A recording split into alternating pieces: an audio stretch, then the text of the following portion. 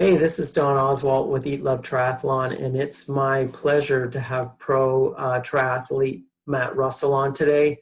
Matt has been a pro for around 11 years, I think, and he has raced, and you've raced 50. Have you got to 50 yet, Ironmans?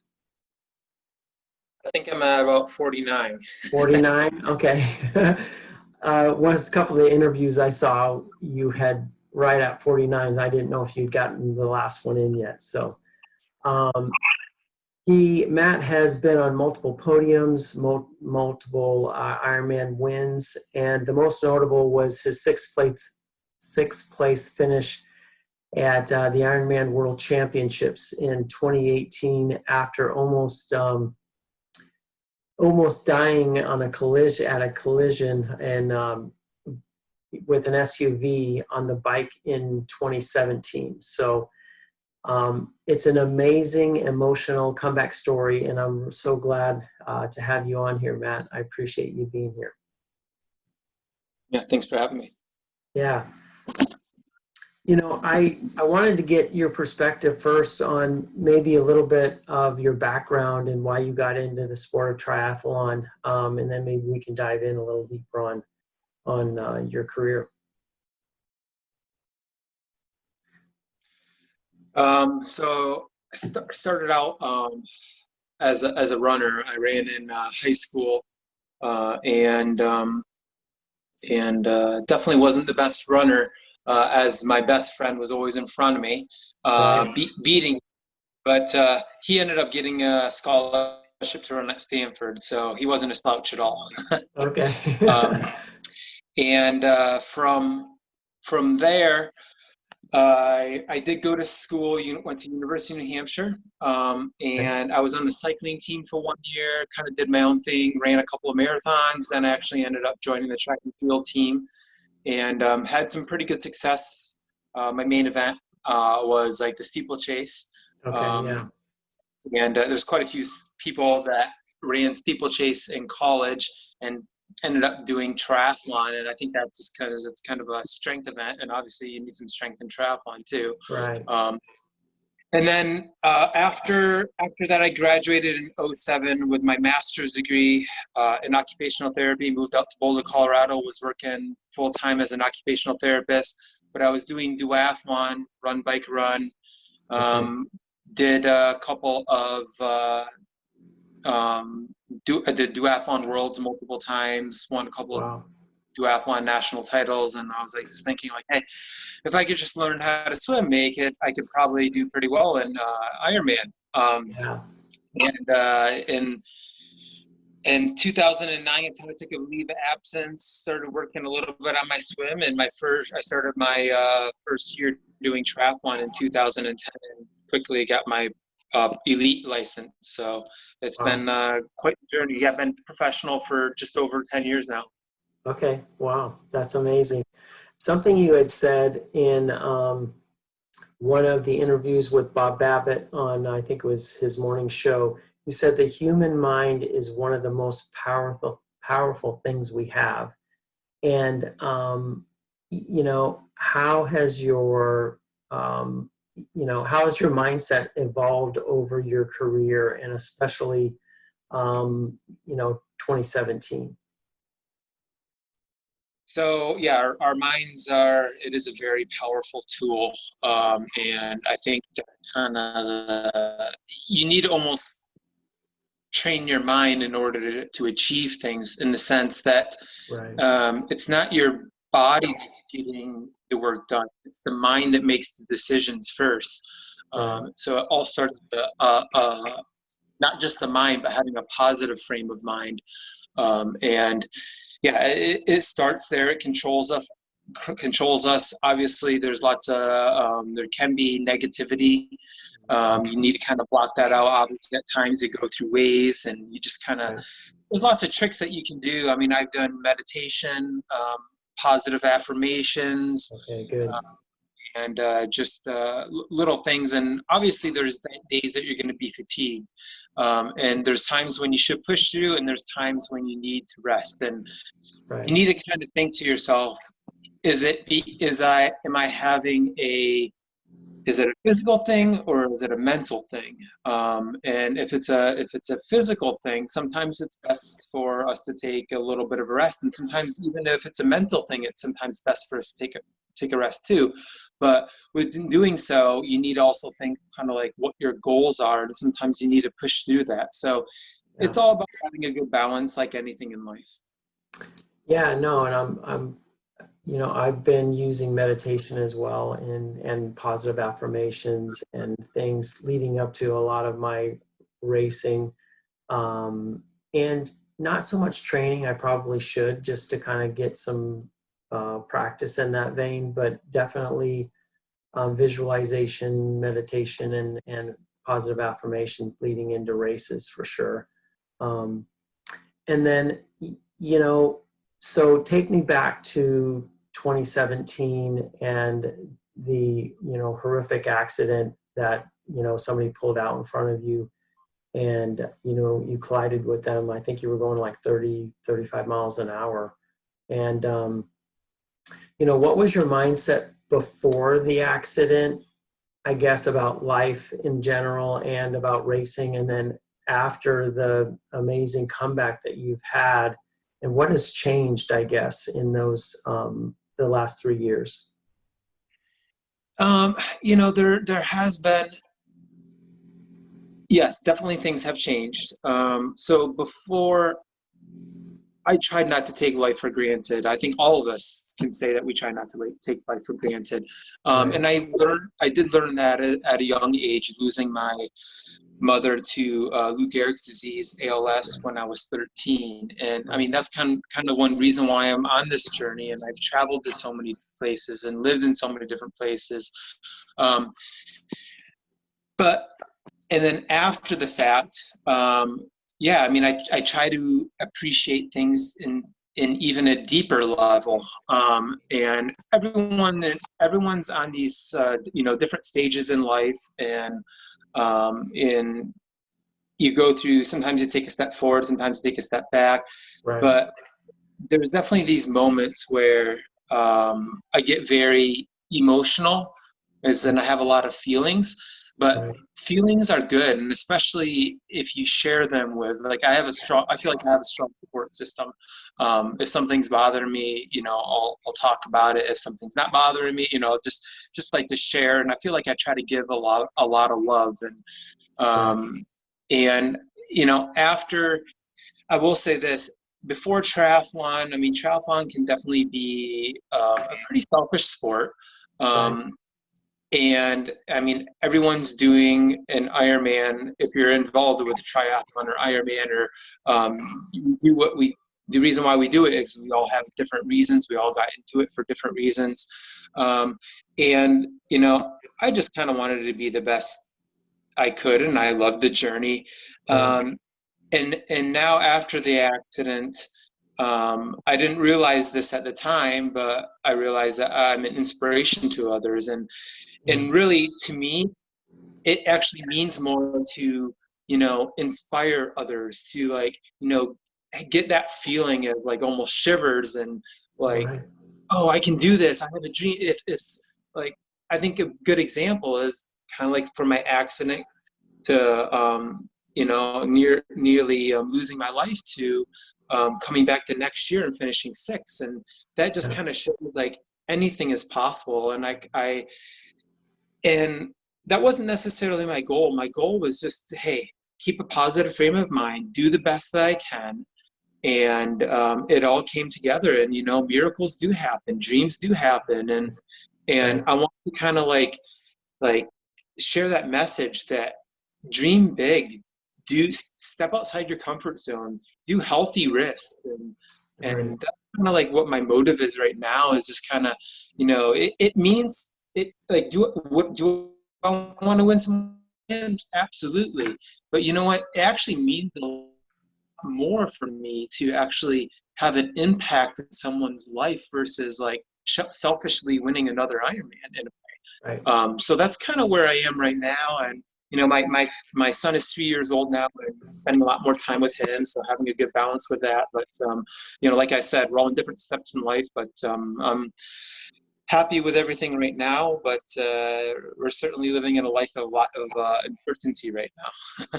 Yeah, we sure are. That is so true. And, and I think it helps shape our perspective, even going through what we're going through now of, being positive, being mindful, being an inspiration, and not being so focused on what I need or what personally I need, but how I can help, how we can help others kind of get through this.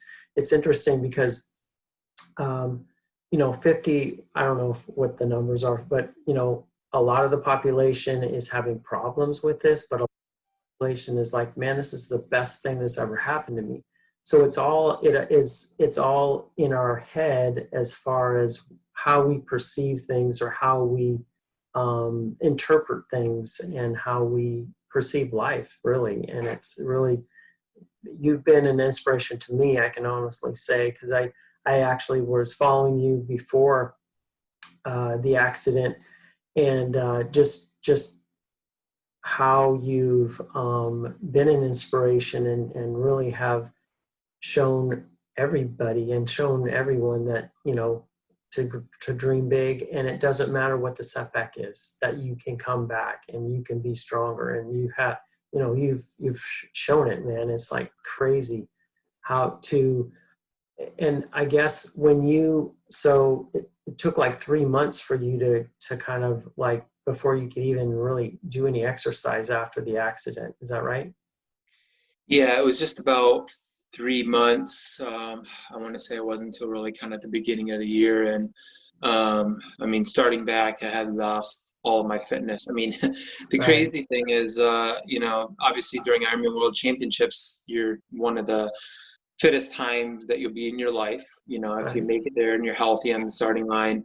And I remember the next day or so, like, um, after surgery and everything, walking down the hallway in the hospital holding the IV bag, that like I was out of breath because I had lost so much blood, and like going from the best shape of your life to like, out of wind walking 100 feet, uh, so yeah. And it's, you're definitely right with, it's all about your perspective in life. And you could think of things, a whole bunch of negative things, from like right from the get-go. I had two decisions. I could have been like really angry. I mean, was I upset? Yeah, of course. Everyone would Yeah. be. But if you dwell on the negative, it's a very bad downward downward spiral, and you just need to focus on the positives and focus on what you can do. Take one day at a time, and if you can always kind of see almost like the silver lining in things, like what you're saying, Yeah. right now during this pandemic, there's lots of uh, things that are negative, but if you can take one day at a time and kind of see the silver lining, say, hey, I'm spending a lot more time with family. That's a good Yeah. thing. But but yeah, through the whole journey, it was pretty much starting from scratch. And I remember one of my first time getting back to being able to run, I was pushing my son in the stroller. He was only 3 months at the time of the accident. So at this point, he was probably about 6 months or a little bit more when I started to get back into training. And I remember I was pushing him when I was jogging, just trying to get back, and just filled with emotions, just grateful and thankful that I'm able to Right. be here for my son. Yeah. So Yeah. That's it. It is amazing, and just to realize that you have a gift, and you have a lot more to contribute to your family and to the world. So it's pretty cool. Um, what about when you started training, ramping things back up? Your first race was like Ironman 70.3 Texas the following year. Was that the first race? yes, I believe it was. And that race actually went pretty well. I mean, obviously, I think in everyone's life, you're going to have setbacks. Right. Take one step back and hopefully take 2 steps forward, and because you learn from them. And then after that, I think my first full Ironman was Ironman Texas, and that's when I really had a setback. I had some muscle imbalances from the accident, and so much that I actually ended up having to walk for the first time in my life part of the marathon on the run. And it was just giving me so much pain because that muscle on my neck, that antagonist, the opposite side, was just working overtime, and it was just on fire and felt like a knife was stabbing at me. And I mean, I've had to go physical therapy, and I'd like to say it's under control now, and I feel like I've made progress. But I mean, really, you just like I said, just take one day at a time. And if we do have any setbacks, that's when you problem solve. Like, all right, how do I become better? How do I become stronger? And I think through this whole pandemic, which has helped me, is hard times. Hard times make you stronger. And if you can ingrain that into your head and think like, all right, I've had hard times, I've done this, I can overcome this. And if you can overcome certain things like this, like what is next? Like really, the sky's the limit. Yeah, I totally agree. So, I mean, so when you're in races, I'm really interested in, because, a lot of age groupers, and myself included, when you're in a race and it's getting hard and your body's telling you to stop or slow down, what do you tell yourself? How do you kind of push through those thoughts of, if they are negative, or if you're just, how do you work through that? And I know you do a little bit of meditation beforehand, but you can't stop and meditate while you're racing. So how do you kind of work through those mental calisthenics, I guess? I mean, really, you just kind of have to do the best you can, and realize, just like in life, I was talking about setbacks. There's setbacks when you're racing, and I mean, a good example would be when I raced Ironman Chattanooga last year. I had some issues on the bike where I had some gearing issues where I didn't have the optimal gears for that course. Right. And then the other thing is I ended up having my first ever penalty, and I've never had a penalty before, and it was a penalty for littering. And I'm that type of person that would blatantly litter, so it was kind of a bogus. And I was a little upset about it. And yeah, I served my 5 minutes in the penalty tent. But you know what? Hey, I could have DNF'd there and said, oh, I'll whatever next time. But you know what? I was like, you know what? Hey, I can still, have a good race. And that's what I did. And like, hey, things happen in life, but I just still did the best I could on the day. And hey, I'm still happy I finished second. That second place is much better than going home with your head low. Right. Yeah. Yeah. And that's so true. I mean, we just never know.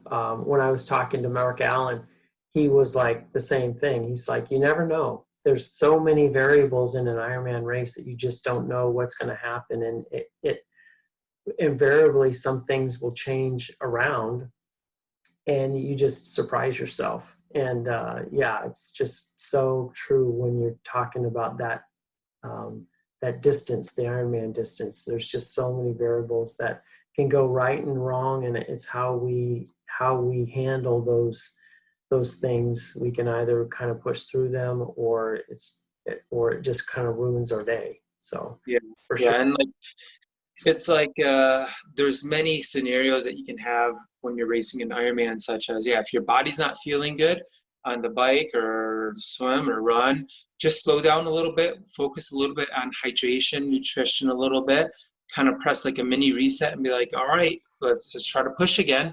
Or the other thing is sometimes it's problem solving, like having a flat tire. And I mean, there's things that you can do for that. And so, I mean, how you approach an Ironman race is very similar in how you can approach life in general. You know, it's about problem solving, doing the best you can. So, and, you know, just one step at a time, one day at a time. Right. Yeah, totally. I totally agree. And, you know, so what are you, as far as your daily practices right now? You had mentioned meditation. What are you doing to kind of prime your mind for either your workouts and or, you know, when racing season gets back into swing?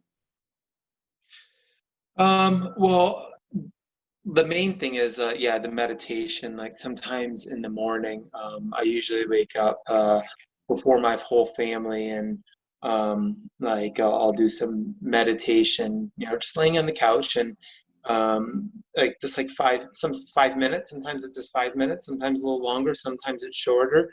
That kind of resets and I mean, there's many strategies that you can do. You know, positive affirmations in the morning. I know people that have journals in the morning and writing down, you know, 3 things that they're grateful for. You don't Right. necessarily need to write them down. You can kind of think in your head, like, what things am I really grateful for today? Right. Um, and then I also will do meditation most of the time, like after a bike ride. I'll just like you know, sit down, lay down on the ground, and just clear my head. And I mean, I like to say that meditation kind of, you know, clear the minds. It clears the mind. What is it? What do they say? Clears the mind and opens the heart. Right. Yeah. So and it definitely does that both to me. So and it makes me more than anything makes me really appreciate life. And there's been times when after I get done with a meditation and it feels like you almost had like 500 milligrams of caffeine or something. Yeah, no, I totally agree. And I mean, it's definitely a practice that I have incorporated into my life and training. It's really made a difference. I mean, just slowing down the mind, it's helpful just because, you know, we're so scattered and a lot of times we're trying to do training during our busy lives. And it really helps kind of slow things down. Um, and the other thing that's really inspiring to me about your journey is, you know, doing the Blaze Man, you know, in honor of your mom. Has that, you know, perspective or that the meaning of that changed over the last few years since Kona, 2017?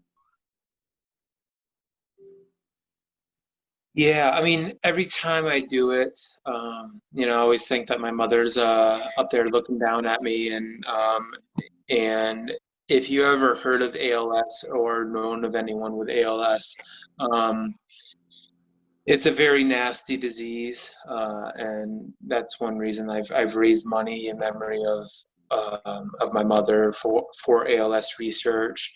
I've done lots of things for ALS, and it's something. The Blazeman role in memory of my mom is something that I've done in every single full Ironman that I've done, and yeah, it really makes me, you know, appreciative and not take life for granted. And you know, I know my mother's up there looking down on me, Yeah. um, and so she's and I know for a fact if my mother was alive, she would be at every single Ironman supporting me too.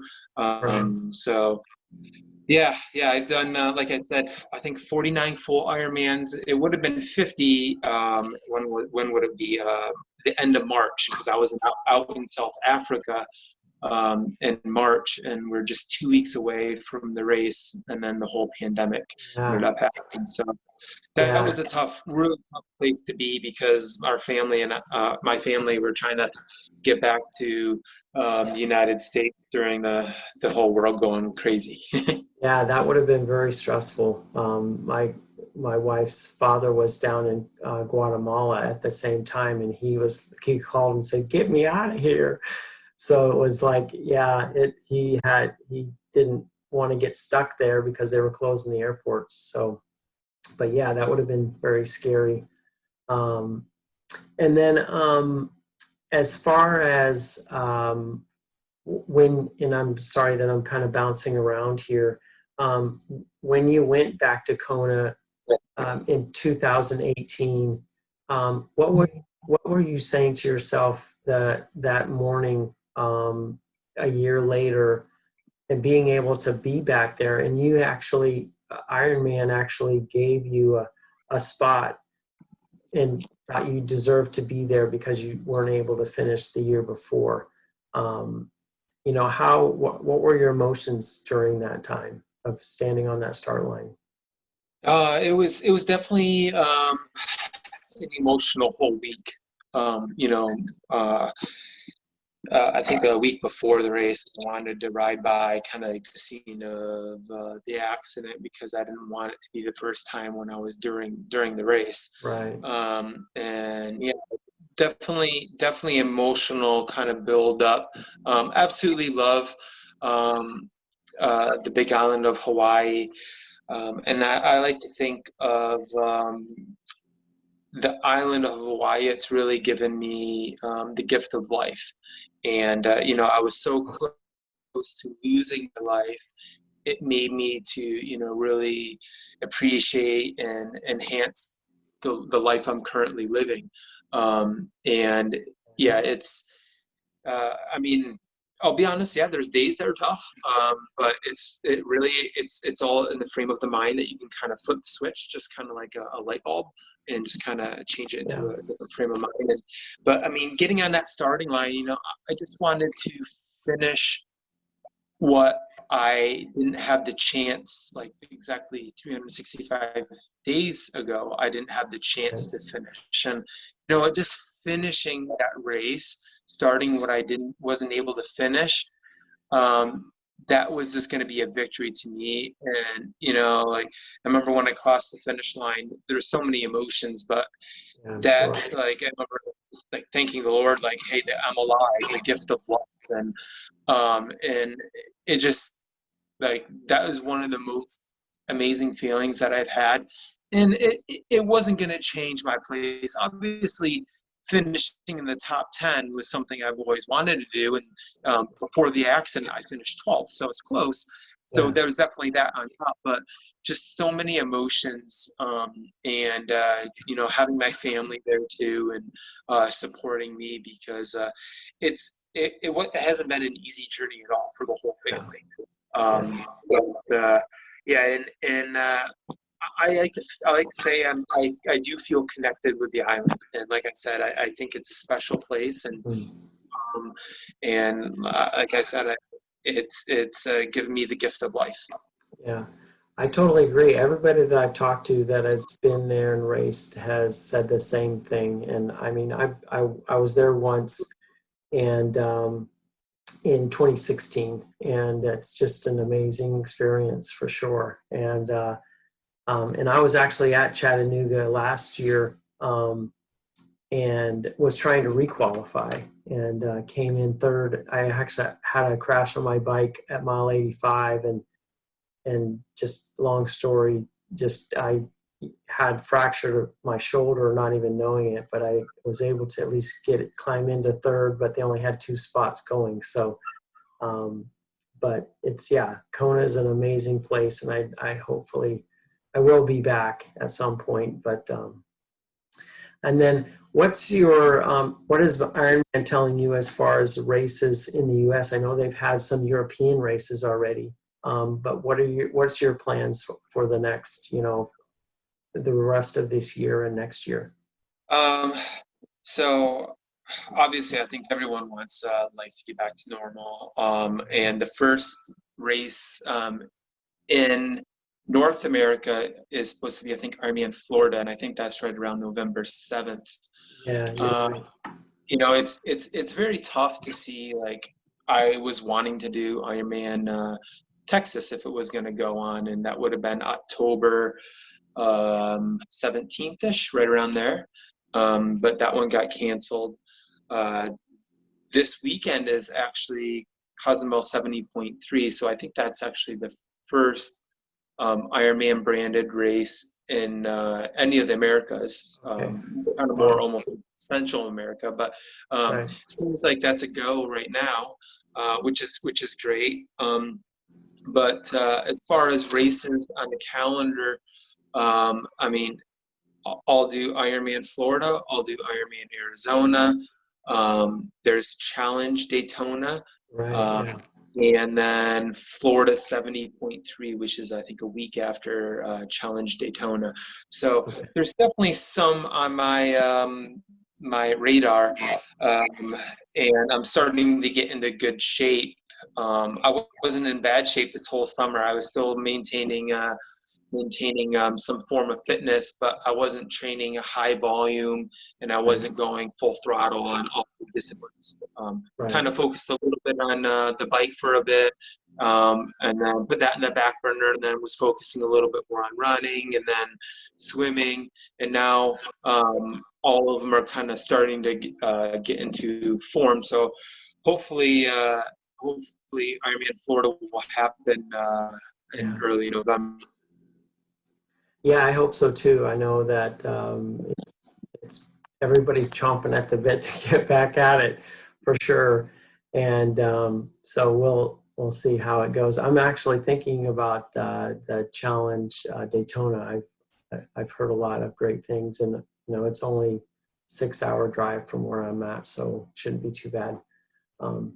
I've got one final question for you. I really appreciate your time, but what does being a triathlete or even a pro mean to you? What is that?